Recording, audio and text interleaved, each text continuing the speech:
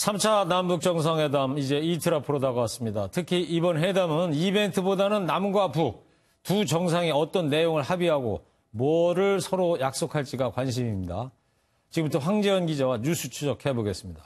황 기자, 먼저 2박 3일 동안 말이죠. 문재인 대통령이 김정은 위원장을 몇 번쯤 만날 것으로 보입니까? 네, 정확한 일정은 내일 발표될 예정인데요.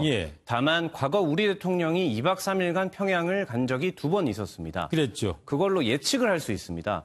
2000년 고 김대중 전 대통령은 2박 3일 동안 첫째 날과 둘째 날 모두 정상회담을 3번 했습니다. 또 2007년 노무현 전 대통령은 방문 둘째 날 오전, 오후에 걸쳐서 총 2번 정상회담을 했습니다. 이번 회담 사실 준비 기간이 매우 짧습니다. 그래서 과거 회담 준비를 많이 참고했을 텐데요.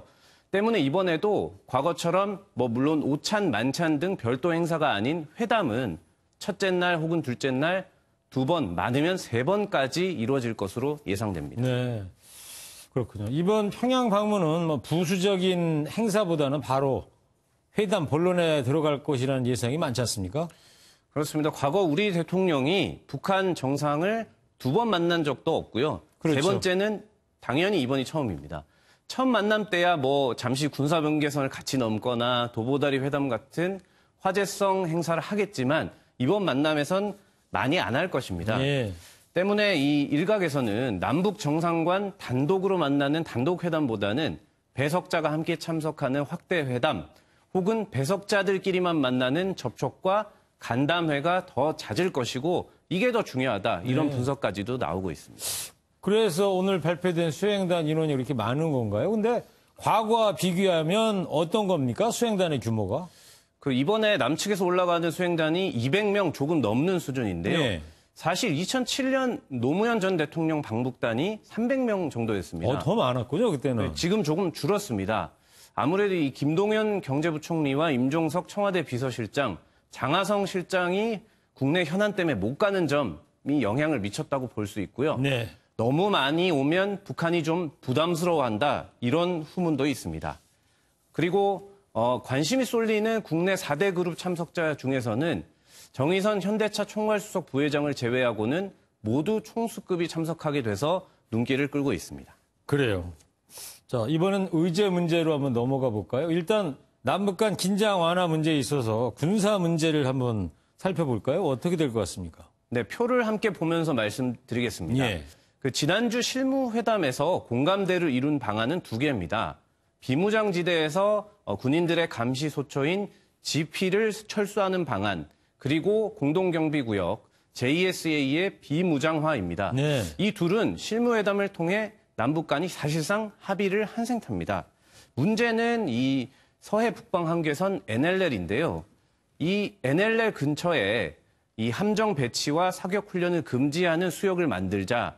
이게 지금 남북 간 논의되는 사안인데 NLL 자체를 북한이 인정을 하지 않고 있습니다. 그렇죠. 그래서 실무회담에서 논의가 진전이 많이 되질 않았습니다. 때문에 이 송영무 국방장관 이번에 가지 않습니까? 그래서 이 양국 국방수장이나 정상 간의談판이 필요한 상황입니다. 자, 그리고 남북 경유원 문제 한번 짚어볼 텐데 이제 상당히 좀 지지부진한 상태입니다. 예상보다는. 네, 거의 진전이 없다고 볼 수 있습니다. 이게 판문점 선언에도 경협과 관련해서는 과거 2000년 14선언에서 합의된 사업을 적극 추진한다 이렇게 간단하고 애매하게 표현돼 있었습니다. 그래서 그때도 좀 지적이 많았는데 말씀드렸다시피 5개월이 지난 지금 추진된 게 없고 북한도 가장 불만이 이겁니다. 당시에는 첫 만남이었으니까 그렇다 치고 이번에는 경제계 인사도 많이 있는 만큼 가시적인 합의가 나와야 할 텐데요. 미국이 문제입니다. 미국이 이 대북 제재 때문에 이 경협의 기초가 되는 남북 간 철도 연결이나 개성공단 재개에 반대도 대놓고 안 하지만 그렇다고 찬성도 하질 않고 있습니다. 그래서 남북 간에는 진전된 사항이 쉽지 않은 상황이라고 볼 수 있습니다. 대북 제재가 풀리지 않는다면 못하나 북한으로 가져가지 못한다는 게 현실이라는 거 아니겠어요? 그렇습니다. 미국 이야기 나와서 말인데 문재인 대통령이 북미 간에 이제 중재자 역할도 해야 되는 상황 아닙니까 지금? 그렇습니다. 어제 이 비건 미국 대북 특별대표가 우리나라를 사흘 만에 재방한했습니다. 예. 그 이도훈 한반도 평화교섭 본부장을 만나서 미국의 요청사항, 아마 최종 요청사항이겠죠. 전달을 했습니다. 그 문 대통령은 아마 이 비건 대표의 이 뜻을 트럼프 대통령의 뜻일 텐데요. 네. 남북 정상회담에서 김 위원장에게 전달을 할 것이고요. 이에 대한 김 위원장의 반응은 나중에 뭐 미측에 전달을 하겠죠. 예. 물론 뭐 2차 북미 회담의 구체적인 의제, 장소, 날짜야 당연히 뭐 북미가 정해야겠지만 한번 무산됐던 폼페이오 미 국무장관의 4차 방북 정도는 문 대통령이 성사시킬 수 있지 않겠냐 이런 기대감은 커지고 있습니다. 네. 뭐 회담 의제 살펴봤고요. 그리고 뭐 국민이 이제 관심을 또 갖고 있는 분야가 어떤 문화 행사 쪽 얘기 아니겠어요? 그쪽은 어떻게 지금 될 것 같습니까? 그렇습니다. 뭐 이건 역시 내일 발표가 될 텐데요. 수행단 명단에 일단 그 작곡가 김영석 씨와 가수 에일리 그리고 지코 씨가 포함이 돼 있습니다. 봄이 온다 같은 합동 공연 뭐 기억 많이 하실 텐데요. 이것과 비슷한 이번에는 가을을 주제로 한 공연이 예상이 되고요. 아마도 이 공연을 문 대통령과 김 위원장이 함께 관람하게 될 것으로 보입니다. 예.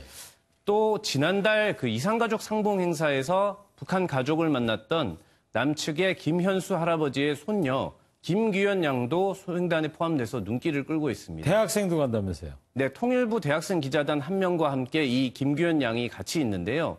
이 김규현 양이 왜 포함됐느냐 하면 지금 뭐 화면에서 보일 텐데요.